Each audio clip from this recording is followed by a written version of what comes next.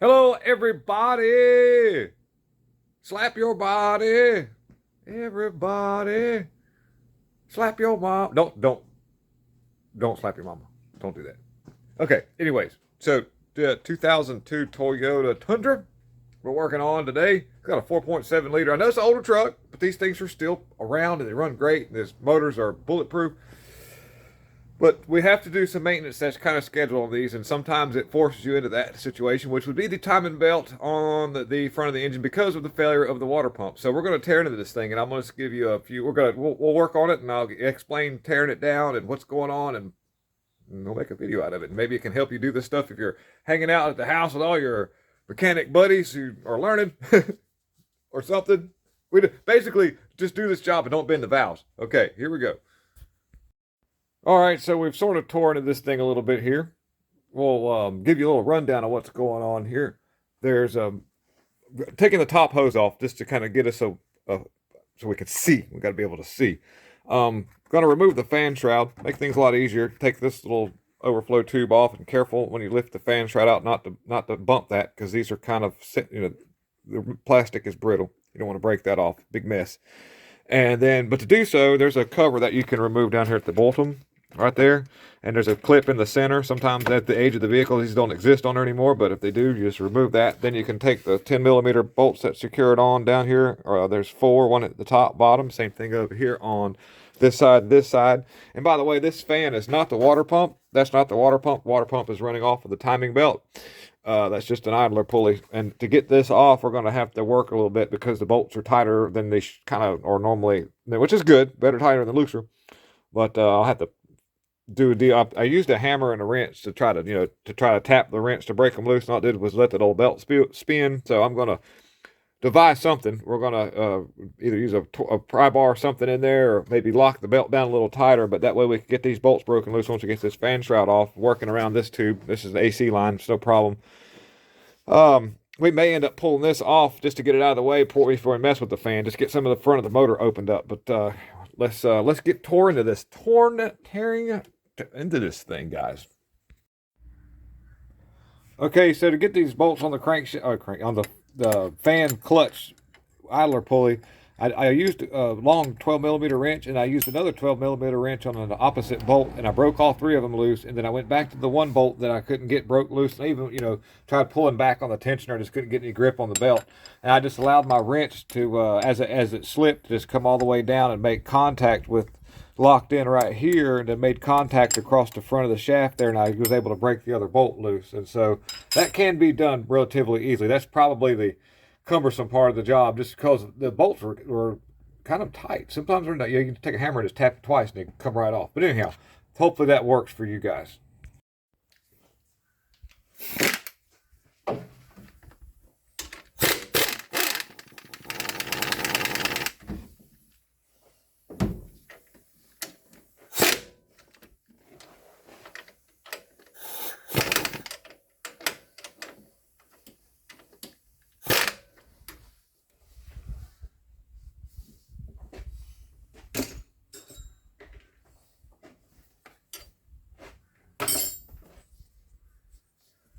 I thought that I could get to the bolts easier. Didn't work out. Oh, God, this move just fan out the way.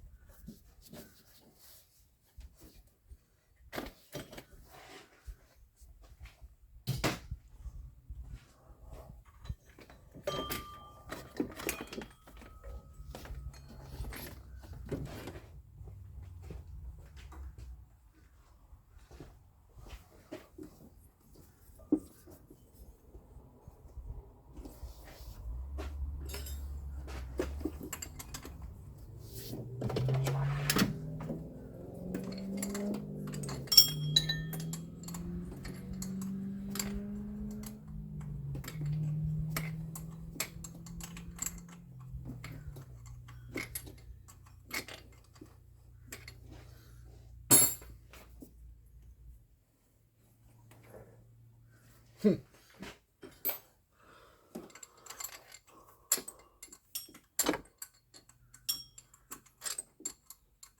some like fancy music playing in the back.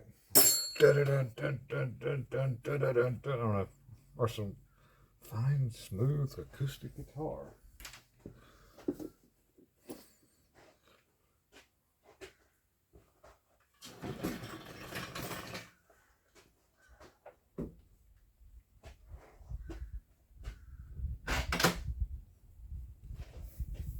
Got to be careful when doing this.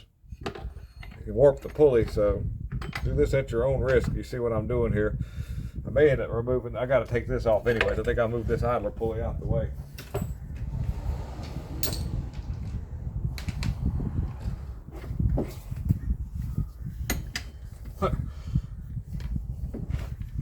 Nothing fits.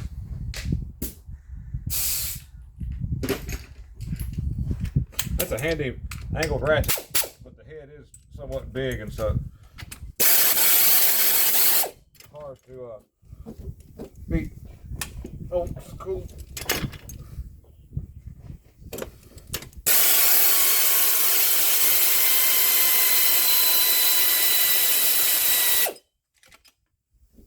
There's a spacer, it looks like. It looks like it's made in there. It's pretty good, so it won't go anywhere. We're going to set this pulley up here on the, just get that out of the way. And give us a little more room to get in there and see if we can't move this. Like I say, you've got to be careful doing this, because you don't want to warp the pulley. We need to get it to move. Take a pry bar. You take something and stick right here sometimes and hit, and they'll come loose. But you leave a big old mark. And it might not take much once I kind of find the spot where I need to be at. Let's see here.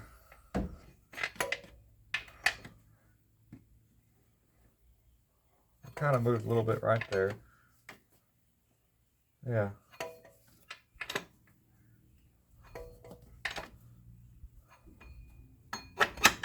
Yeah, we've got a little something happening there.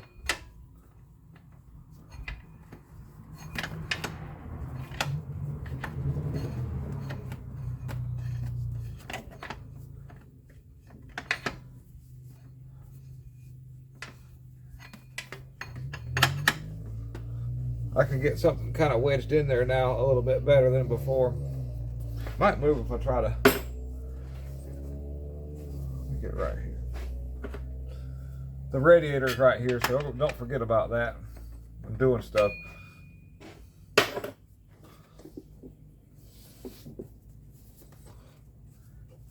Yeah, it's starting to move now.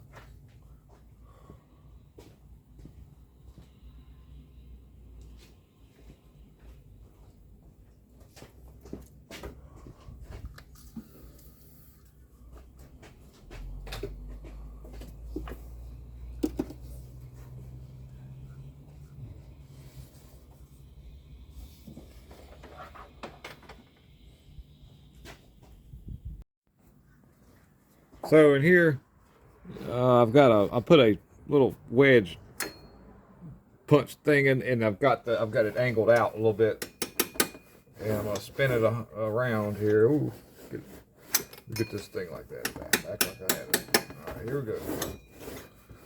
I'll get this thing around, and and being real careful not to flex the pulley too much. I'm just gonna try to. And there's a hose right behind here, so let's be careful with that.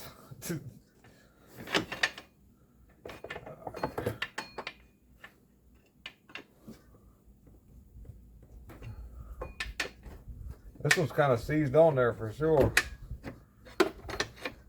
You see that? I've already tried to wiggle it a little bit and tried to do a little bit of that, but it's starting to move.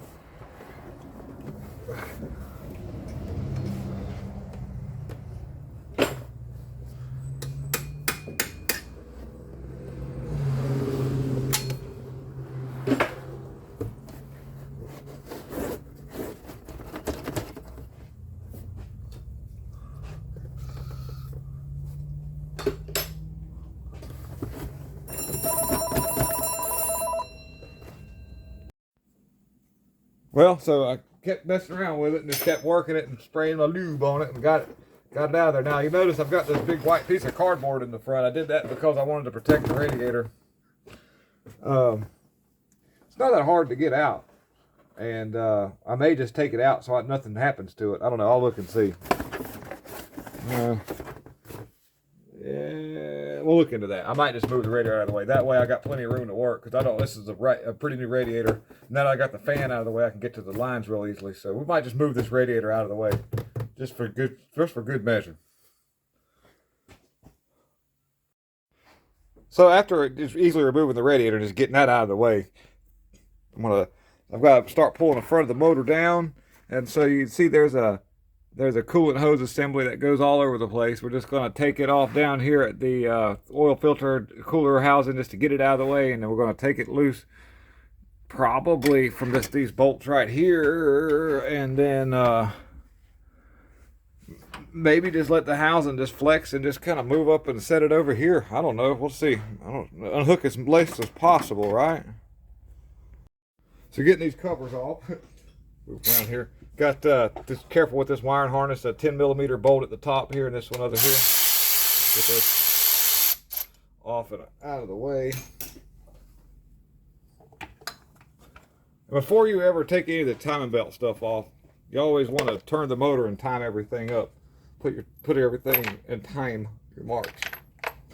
It's always a must-have. We'll do that here in just a second, but we've got a few more covers to get out of the way. Got a crankshaft bolt we got to get off, and half the time my impact tool does not get this bolt off. It's just tight. We're going to see what happens. We'll get a little bit more taken apart to get down there to it, and then we'll see what happens here. Well, I'll tell you what we'll do. See if we can get this thing off in the real time there. All right, in real time as I cut the camera to get my impact tool. This is close to real time. I don't know if you can you even see what I'm doing down there? Hold on.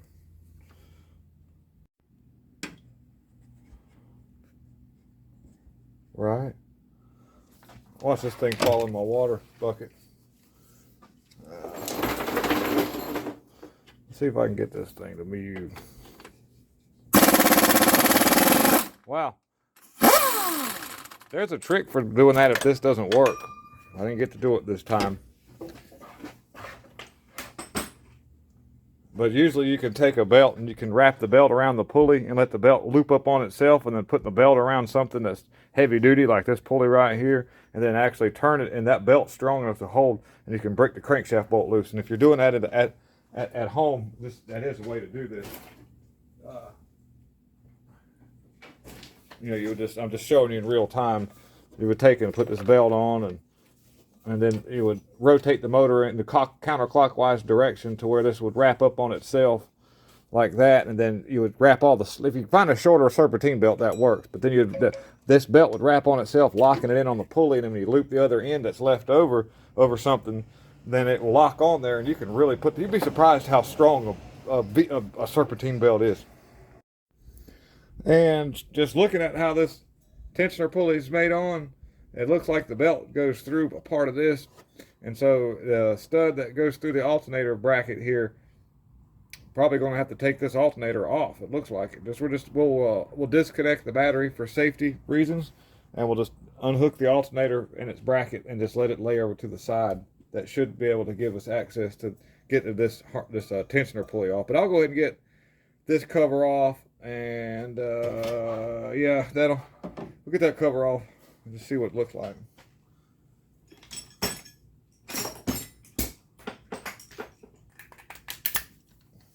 Hopefully not knock the camera into the fiery lake down there.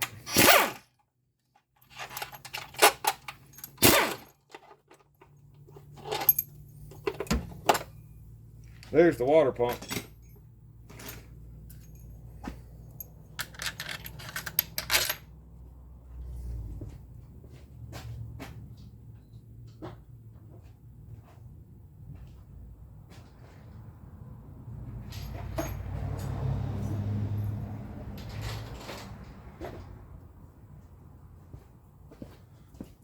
Alright, so the bolt in the alternator down here, right there. Yeah.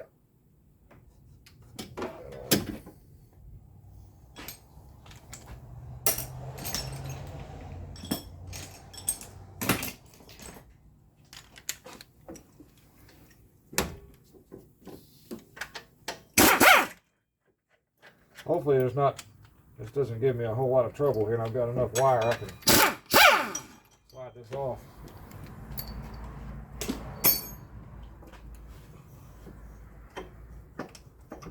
But of course the the power steering pump pulley is in the way.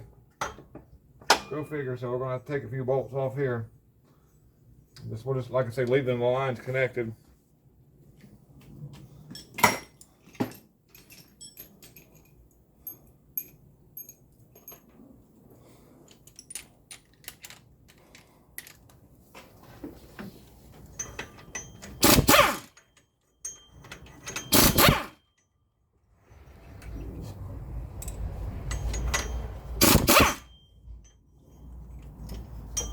Maybe we don't have to pull it too far forward to get it to clear.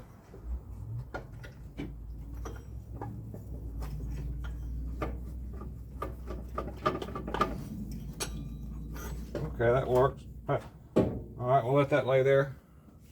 It's the battery being disconnected and everything and all. It keeps it from grounding out. And then we can remove our tensioner pulley.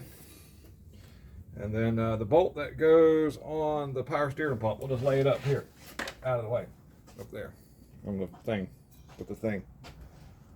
And so this would, we'll go ahead and get this off. Most of the time that's not too bad. We've got a big bracket assembly that bolts, if you can see right here on the compressor, 2 bolts right here. And that should release. I should be able to get the rest of it apart and slide this off, and then we'll go from there. We'll cut the camera for just a second and get some of that set up.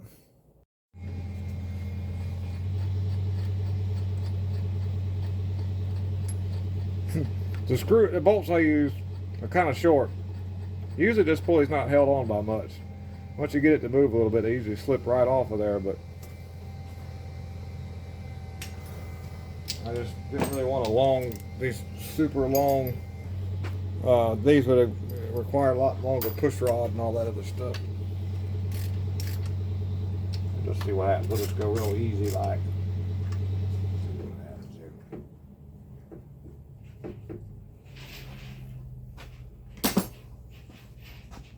Had to find a socket real quick to fit this.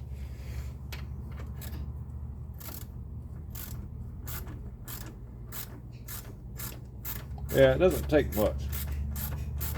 I sometimes can take a long pry bar and teeter it in there and get it to do that, but there was really nowhere to put anything like that. So let's just, for safe reasons. I guess I didn't break anything.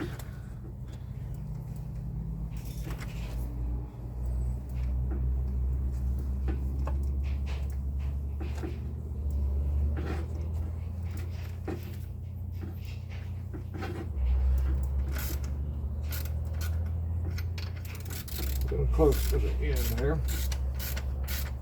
There we go. We got that out of the way.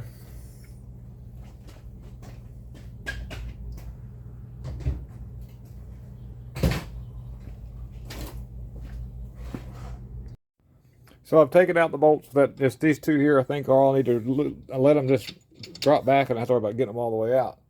We'll take the circumference of these out and get this idler pulley for the fan clutch out of the way. So let's go ahead and do that.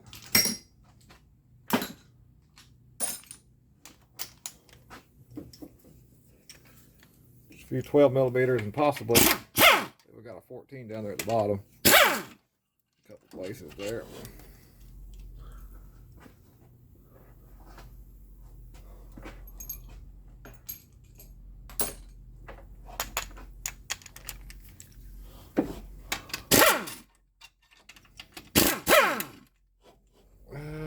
Maybe it'll move now. Let's see. I might have still some more stuff holding it. Let's look closely and see. There's a few studs that go through. Maybe we just need a little bit of persuasion there, guys. Let's just take a look. Moves a little bit there. Okay, okay.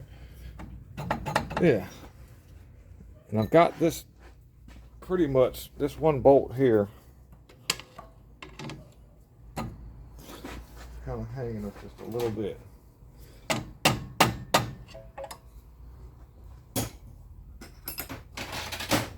There's a bracket right behind it, and I avoided moving it, but apparently it's got just enough of the end of the bolt sticking through there where it's a little bit of a problem.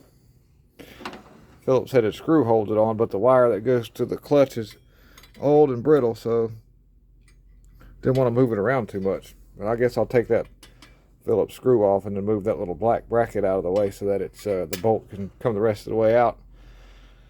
Or I might could move it back some. We'll try tweaking it a little bit, just a little bit, just see. I don't want to break my plug in. It's only like a fuss hair, a little fuss hair.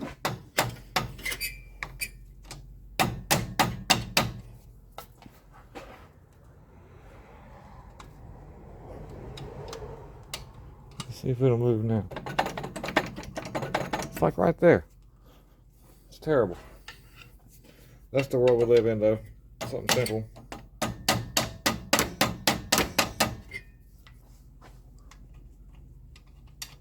All that, and I'll still have to move it. That's funny. Okay, well, we'll move that. We tried.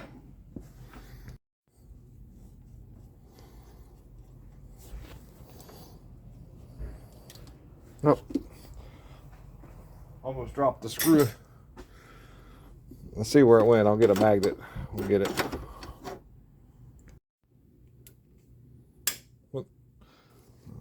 There.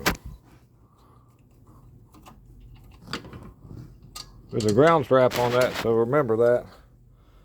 I've seen it right there. So remember to put that back on and be careful with that wire there because you don't want to break it. All right, we'll put this up here in on the windshield wiper cowl. It'll be fine up there. I'll know what those are for the most part. The rest of it will come right off. So there we go. Put this over here out of the way. Now we're starting to see the peat and potatoes right here. Oh, yeah, one other thing too. When you want to turn this crankshaft, you're going to use the crankshaft bolt.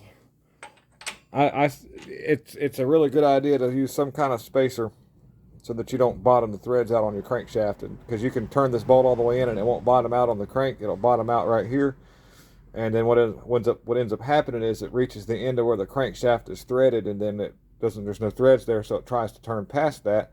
Instead of cutting threads on the hard crankshaft, it burrs the end of the bolt down, and what it can end up doing is damaging the threaded part of the bolt enough to where when you try to take it back out, it will pull the threads out of the crankshaft with it.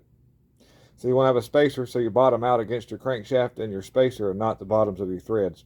Very important. And another important, a very important detail is this reluctor ring obviously has a keyway on it, so you can't put it on wrong, but it does need to be put in there the right way because it has a long spot. That's where the computer understands timing correlation, injector correlation, and all that neat stuff for cylinder balance and misfire counts. So it has that. So you need to make sure you put it back on there. Now, another thing too is it's concave this way, convex that way. And if you put this on backwards, then it's going to run all into your belt. So you want to make sure that you note the position that this was taken off. And obviously, if you have it if you have the end if you have the bubble end going into whatever, you have this thing in, so you don't want, if you flip it around, it's going to rub all into that belt. It's going to just eat that belt all up. So you can't do that. So you want to make sure it's flipped around the right way with it kind of away from the belt. And you'll actually see the shiny spot where it uses this guide to help keep it lined up on the pulley, so it needs to be smooth so it doesn't mess up the belt. It's a FYI, because that can be overlooked. I have seen that happen.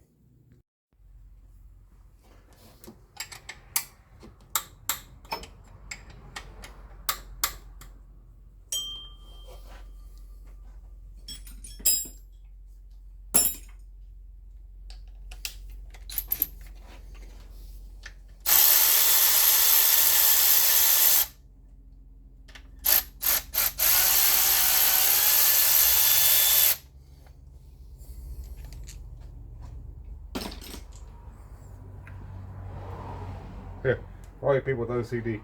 There you go. Make sure you're on that bar, not the T. So here's our tensioner. Now we can. I'm just gonna set this over to the side. We'll get the belt off of there.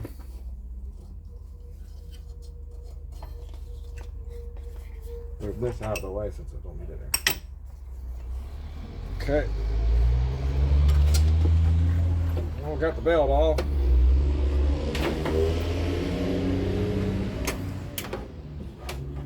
Need to get this out, get this off, get this off.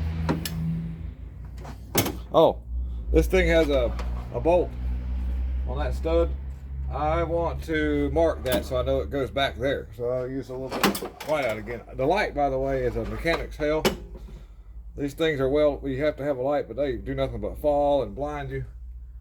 So we want to let that bolt know that it goes right there, just for good purposes. We'll go ahead and get that, set it up on the firewall up here, or the. Of course, I don't want to get white out on the firewall, so I'm gonna set it in a rag. And the light falls as usual. All right, stop the camera there for a second so I can get these 14 millimeter and a 10 millimeter Torx, I think. Yeah, not Torx, Allen.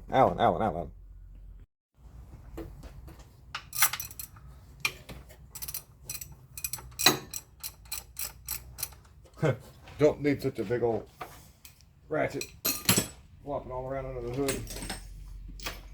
Got a little shorty here that won't. Sometimes slinging a big ratchet around in there, you can hit stuff and break things, little sensors and all that. So now that I got.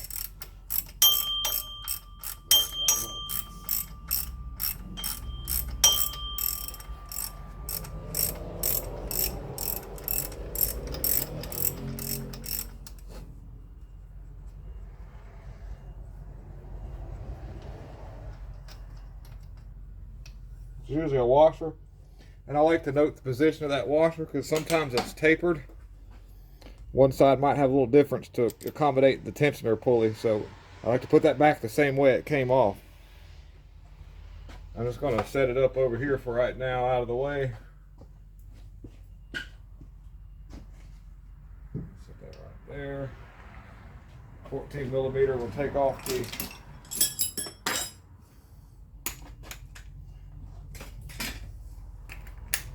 other idler. There's no, doesn't look like there's any spacer washer. So let's set that right up in there, out of the way. And then we'll get the, what's left of securing was holding on to that water pump there next. Looks like it's possibly just 12 millimeter all the way around. We'll just have to go around and start pulling stuff off till it, which we need to mark that as well. Here's another one of those.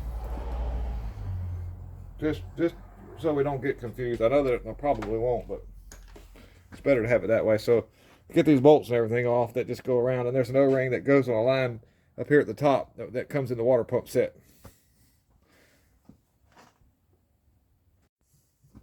Looks like it's ready to come off of there, maybe. I think I've got them all out. There's a funny looking little shim thing right here. Let's take that out of the way too.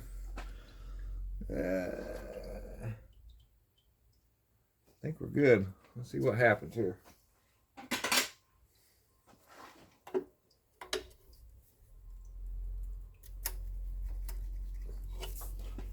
So I say to be we're good. Acts like this.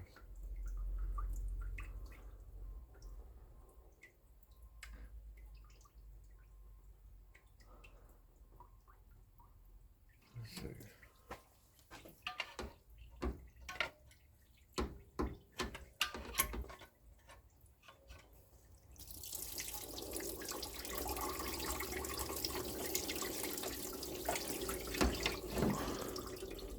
See anything else holding us? As I can tell, it does look like something goes up behind this cover right here, and I may have to, no? It's been a while since I've done one of these, so trying to remember all the little details.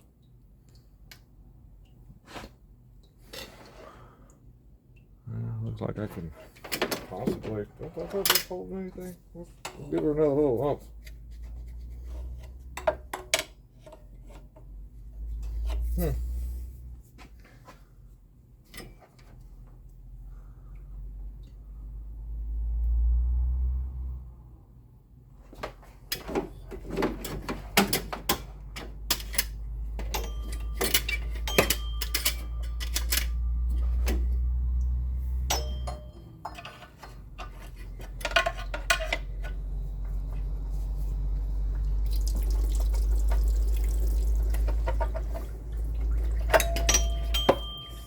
Just acts like it's stuck up here on this water line right here.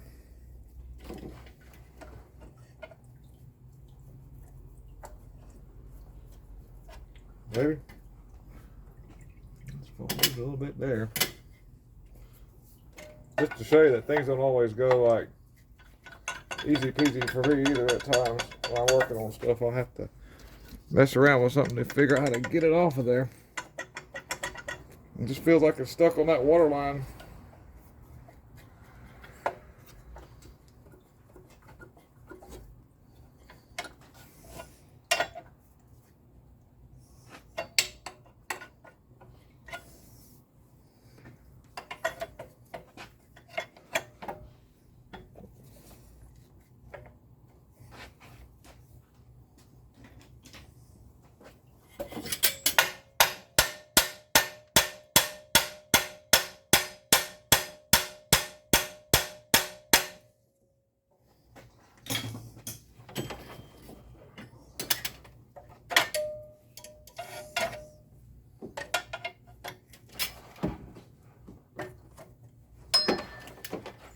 I think I got it to break loose finally. Yeah, there we go. It was just stuck on that water line that bad, or it went in this hole back here.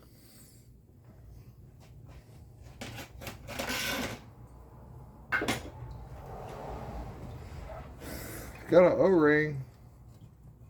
It's still in shape. It's still good. So I mean, the O-ring's not good, but the pipe isn't rotted out. That's a good thing. I was a little concerned that that would break.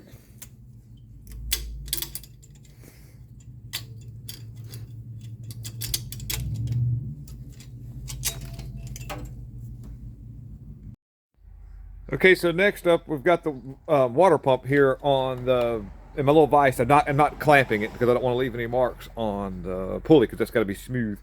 I prepped the surface area with brake cleaner because this brake cleaner here is dries quickly because it's got a special component in there that evaporates immediately, and in doing so it cuts oil and grease. And sometimes you just want to be sure your surface area is prepped for the gasket so that you have a metal to metal mating surface, or better yet, I use this stuff right here, which is it's hopefully I haven't used it in a while, but I apply a thin coating to the surface of the water pump because what it does is it provides us a way of kind of bonding the gasket directly to the metal here. It kind of sticks it. In other words, what I'll do is I'll get this all prepped. I'll put some of that on it and I'll let it start to dry a little bit.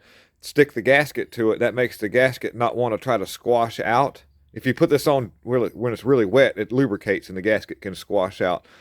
Putting it on dry is a 50-50 shot. Sometimes you have an issue with that. So I use just a real thin coat of that high tack and let it get good and sticky.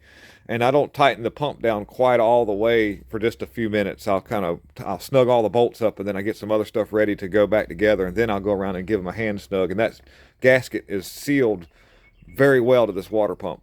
And then let me show you what I've got on the front of the engine, by the way. Now that we've rubbed the water pump around with our hands. Everything is prepped as well. I've got the gasket surface completely clean and free of oily residue with the brake cleaner.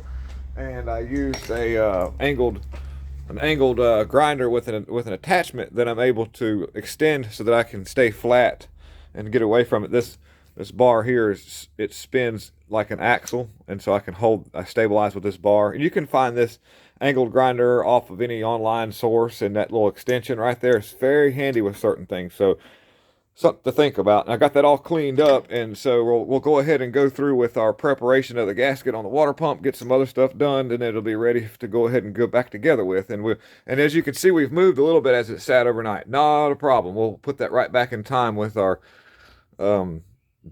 marks right there. Okay.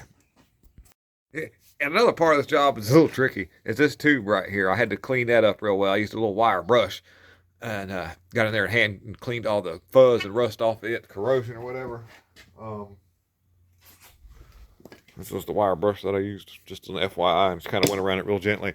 And as you can see, that this line tends to want to go up that way, so we need to be mindful when we place the pump on there that we get that on and carefully not roll that O-ring that's on their back. I don't know if I can get you can see that O-ring, so we got to be careful. I'm gonna put a little bit of sealer on that just so it gives something kind of slick.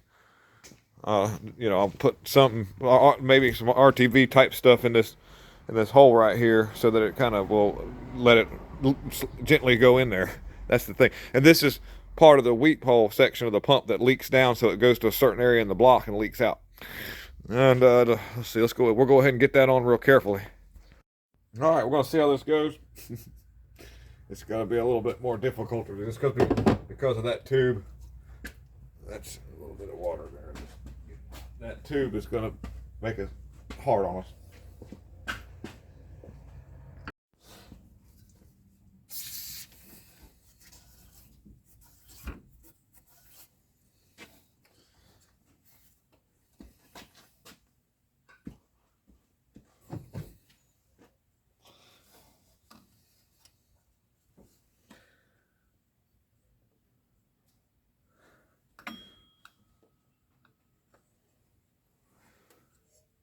These holes is not like the other. One of these holes just isn't the same.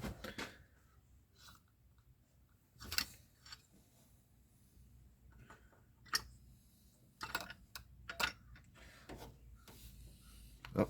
Let's see here. I think we need to go. I think that needs to be on. Yeah, definitely got to be on this side of that stud there. Alright. As we carefully install this. That tube, as you can see, I need to get it to line up.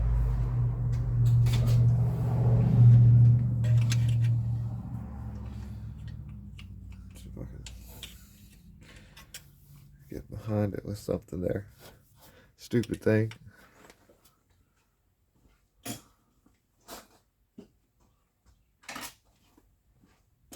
Screwdriver. That's not gonna. I don't know. Let's try this. Can I get that?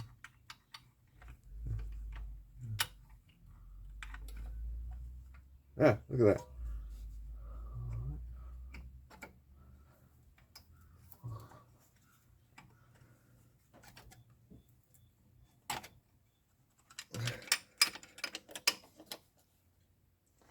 It's got to get past that cover right there. It's pretty tight, but I think it'll go past it. We're going to find something to sort of just tap it in. Tap it in. Go over here. What's happening? Once again, it's that.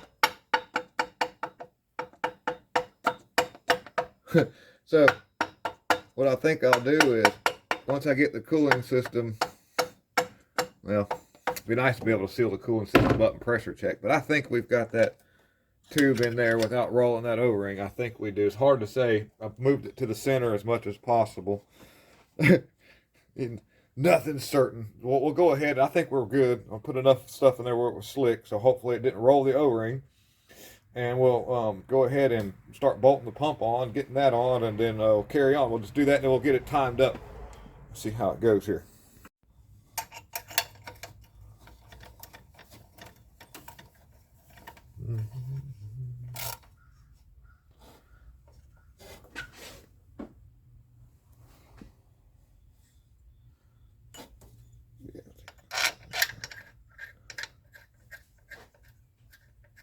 I think that went there. Look at my old pump.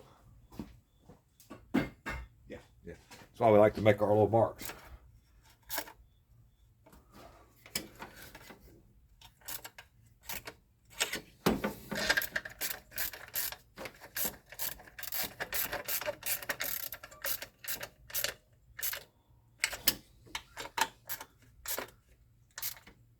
little dowel pins that it should line up on. When they do, you'll be able to get this to start. But that's weird. These smaller bolts are 13 millimeter, and they appear to be originally factory that way. And I ran into some Nissan stuff that's weird. 16 millimeter. You wouldn't think you'd see those sizes on Japanese or Asian stuff, if you want to call it. But we'll get the rest of these bolts in around. I got a nut that goes on right here. The rest of these fasteners will do that and get them snug down.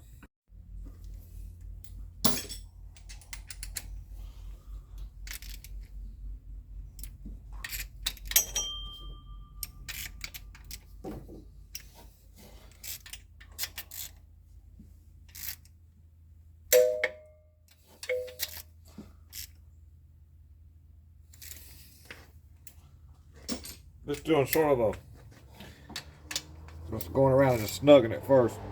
Let my gasket sort of seat up. And that way I can go behind it and give it a final tighten down once I can get all that. So we've got it kind of snug. We're letting everything, we'll just let it sit while I get some other stuff cleaned up and ready to go. I've got to get that housing that goes right here ready, prepped for that. And then doesn't go on yet, but I'm just going to take advantage of my sit time for a minute while I let that do that, and then we'll get the belt on with our tensioner, and I'll show you that.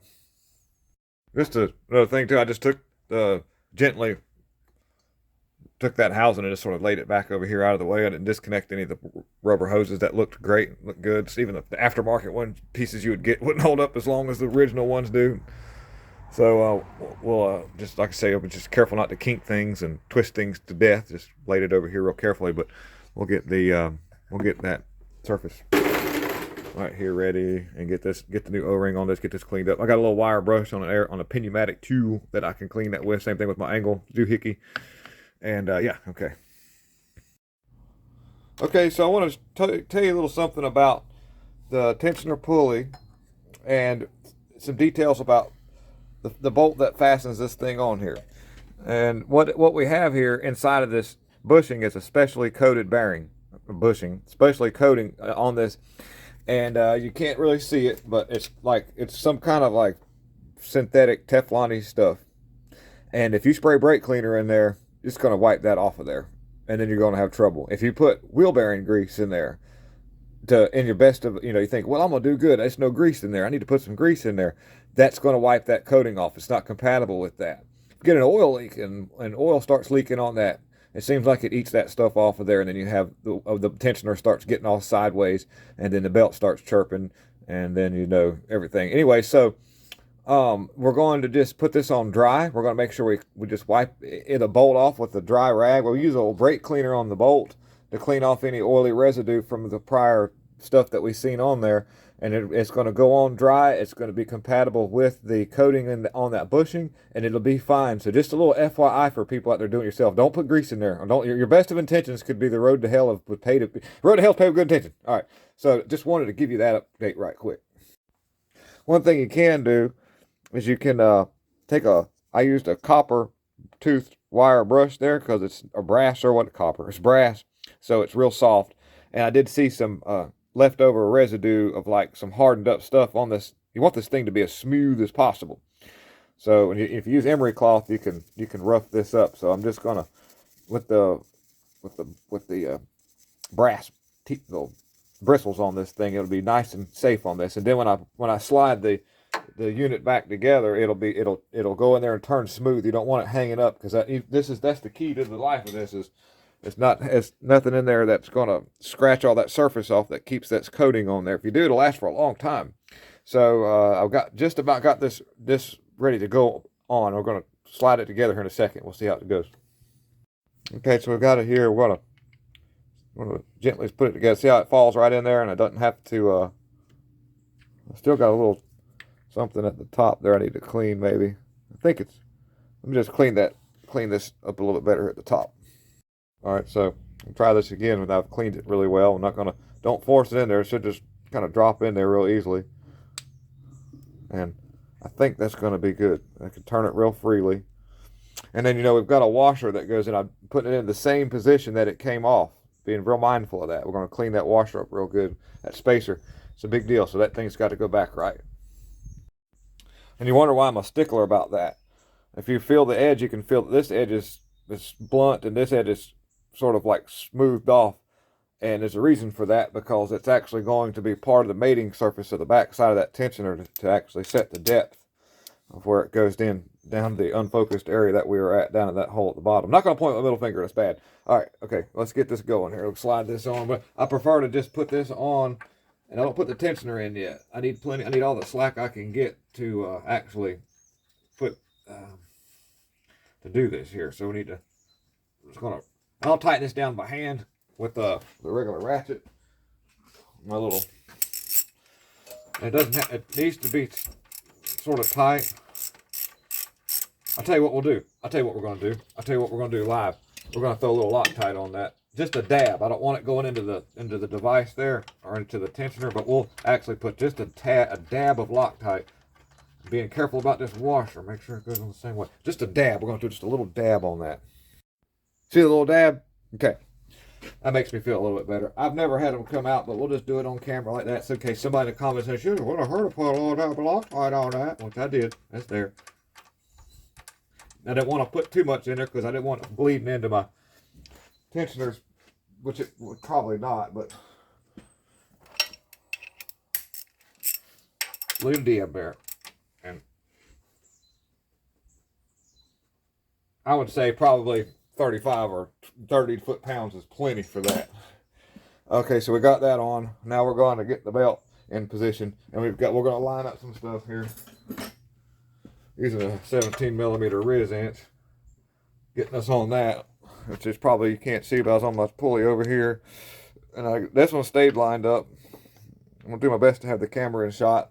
You can really get a good look at that timing mark that it was hard to see earlier with the crank right there. You can see we're probably just not dead on that TDC mark, which is no problem. It's not a problem. We'll move it back into place, which it probably won't matter, but just so everybody can see where we're at there. You can see that mark real well there.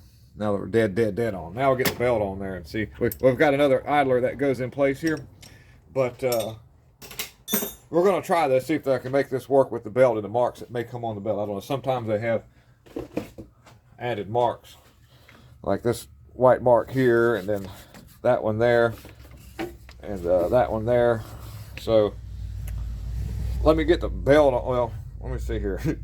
Half the time these marks are a little wonky, but let's see. We'll put this one on that, and this one on that. Yeah, that's not the mark there, so let me find it. Usually it's got a mark on there. Give me a second here. Let's see here. Every mechanic does this. That's got to be the one for the crank right there. Usually they'll have it labeled because it doesn't go on. I'll go to the next one here.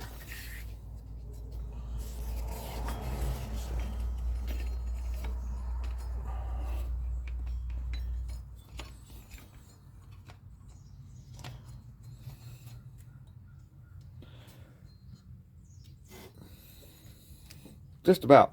You can see we're almost there. So let me roll this back just a little bit. Hidden Valley wrench that's decided to take off on me. We'll roll that back. Yeah, there we go. And it's probably not going to stay on its tooth. That's why I like using a wrench. You see that thing try to take off on me? All right. But we're going to put I got these little things that'll secure. You don't want to crimp these belts, but let me show you what I'm going to do here. Over here on this camo, I saved these. They come off of different things, but this isn't like clamping the belt down.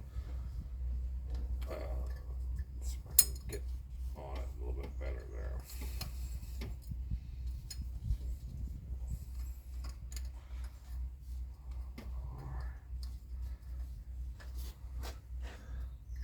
There's a little bit of a step on that pulley there, but you see the basic idea here.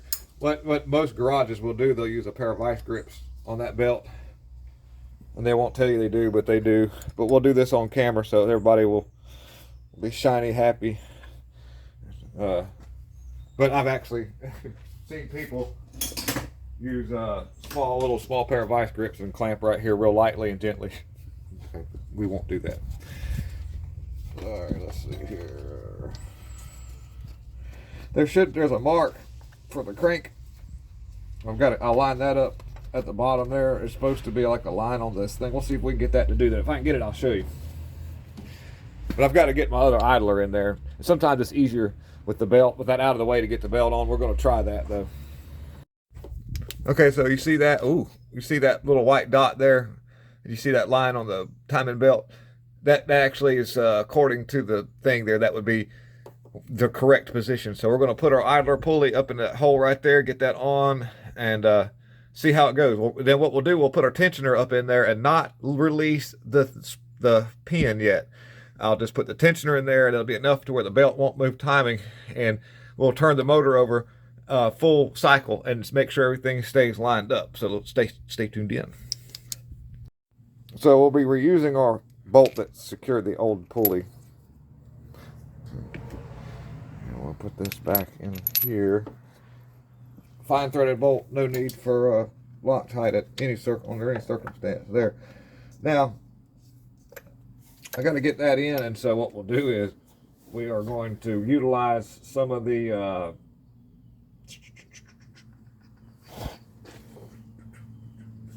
supposedly that's right. We're going to try something. We're going to see here. Sometimes it just doesn't work in my favor. Things don't go like I want, but we'll try this and see what happens here. You can easily turn it back a little bit, and you don't force anything, and you won't hit any valves. You're using a really short wrench there. Supposedly,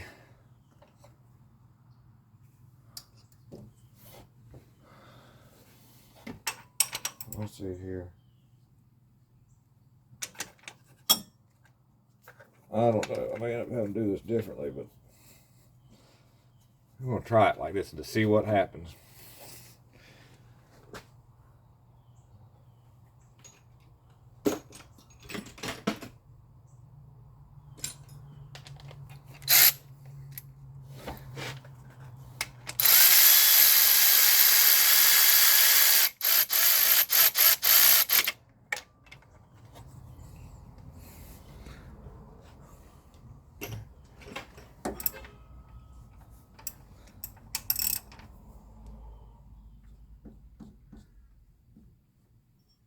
Okay, so like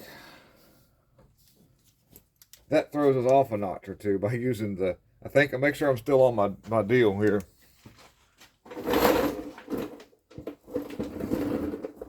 Yeah, if you go by that, that'll mess you all up. So that's not a problem. Just kind of doing that on the camera because a lot of people will go by that, and there's just no way that that's going to work. I've done this a bunch to where I've actually seen where you have to just put the thing in time and actually forget about some of the marks that are here to here to here, because I don't know what the deal is with that. But I've got all our slack, pulled over, and I'm even not almost a notch over here on this crank here, moved it, to get it where it needs to be. So let me I'll show you the way that I'm gonna do this right quick here. Get this. Take this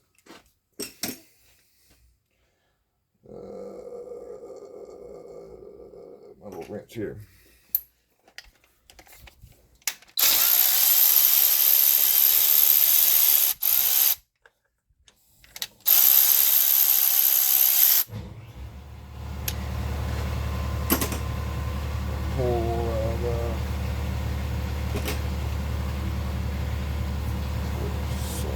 We got to be careful with this thing. It wants to take off. So we'll leave it right there. We're good on our cam up here. Back up there, we're going to get our crankshaft line back up.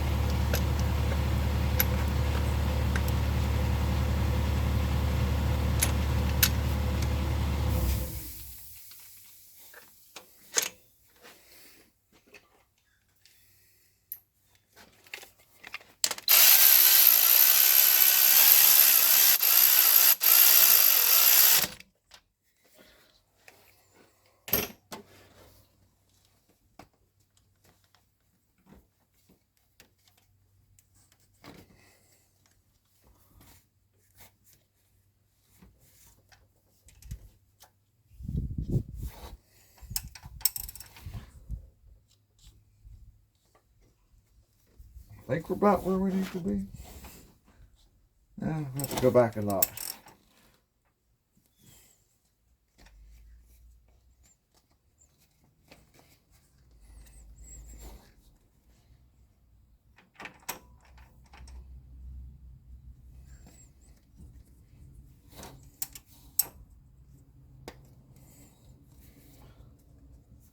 I think that'll work.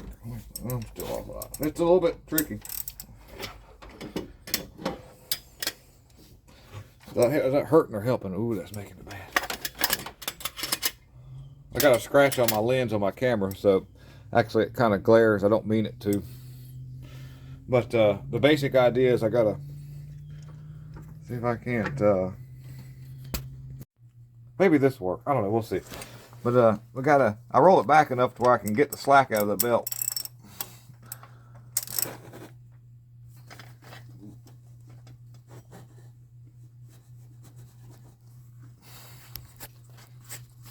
Let's see if I can.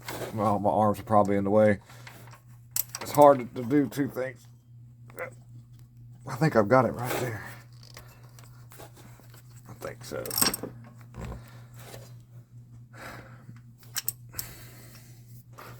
If it starts to move my other pulleys here. We watch closely on the stuff up here at the top. See if it starts to move anything. So I've got all of my slack. Let's see where it's at here. Yes, we're moving now. So that actually is going to put us right where we need to be at. Actually, that's really, really good. So, and I'll show you that I couldn't go by the marks. Let me get down here off of that piece on the bottom, because you can see clearly. No, you can't see clearly. There you go. You can see clearly we're lined up right here on the on our marks. Stupid camera. And now we're lined up perfectly right here, and we're lined up perfectly right there. Well, okay, so that's normal. You'll see that, just to give you an idea that if you're doing this yourself, don't be afraid. That's perfectly fine. That will not hurt a thing. That's normal when I see anything like that. And we are all of our slacks on one side, because you can see I'm just barely turning it, and we're moving, so we're good. So we'll go ahead and push the belt the rest of the way on in place and get our tensioner up in there, and then we'll rotate the motor a whole round and see what happens.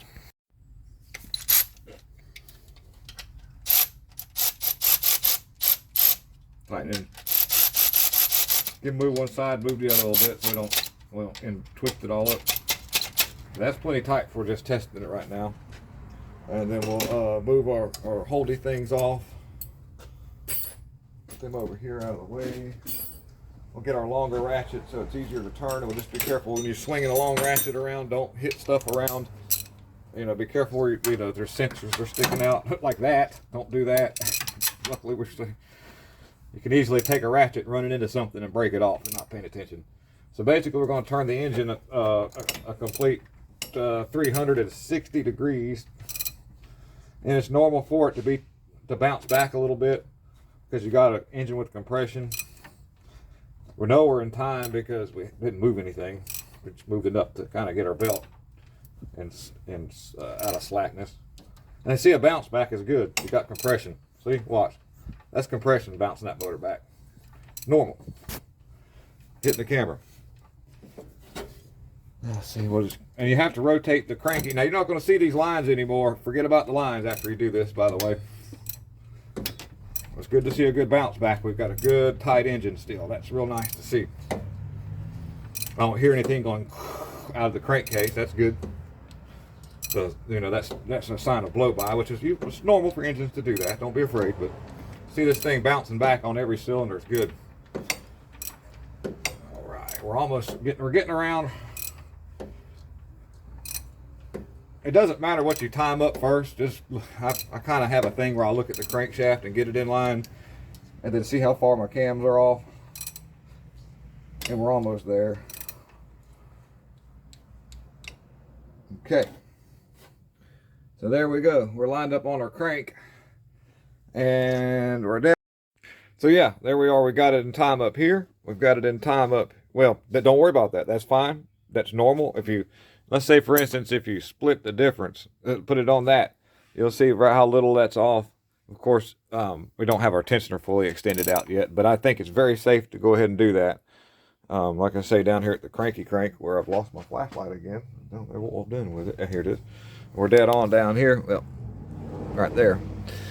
And that looks really good, even though my flashlight blinds us. Yep. So now we can go ahead and extend our tensioner out. We'll pull our pin, and I'll actually give it one final tighten down. Since I'm confident that that's all good there. We'll use a nice long 12mm wrench and give it a good cranky crank like that. Looking real good.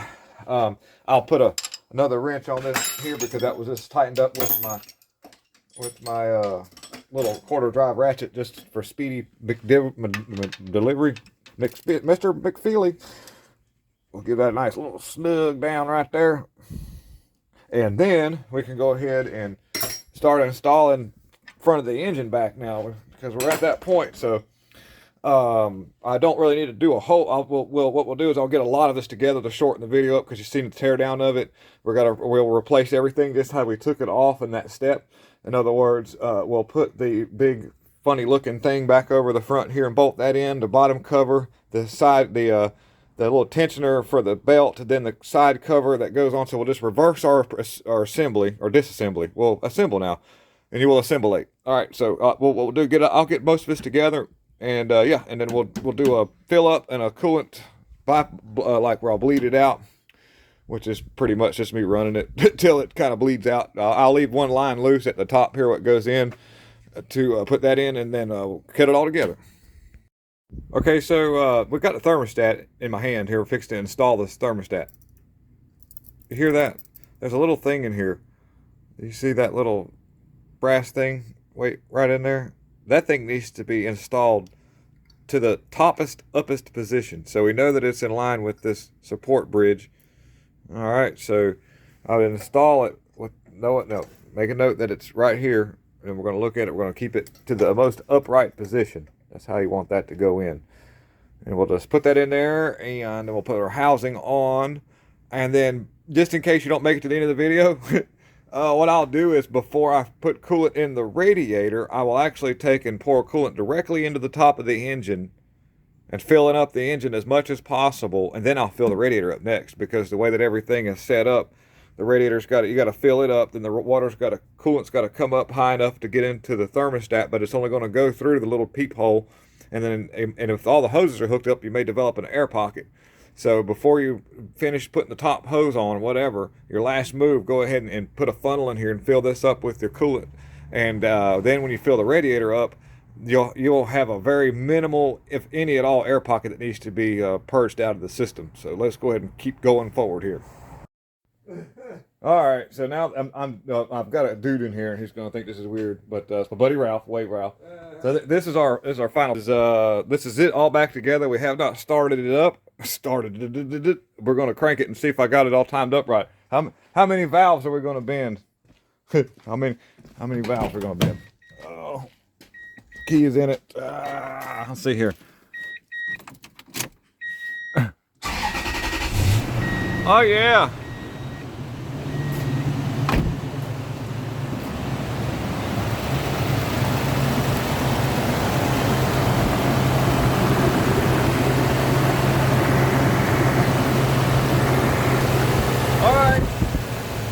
First start, fired right up, sounding good. We'll let it warm up. I've already, like I say, filled the engine up like I described to the top hose, and got everything together. So basically, I'm just going to run it, warm it up, drive it up the road, call it a day. Thank you for tuning in to We'll Fix the Team. I hope this helps somebody out there in the tube land. I'm out. Peace out.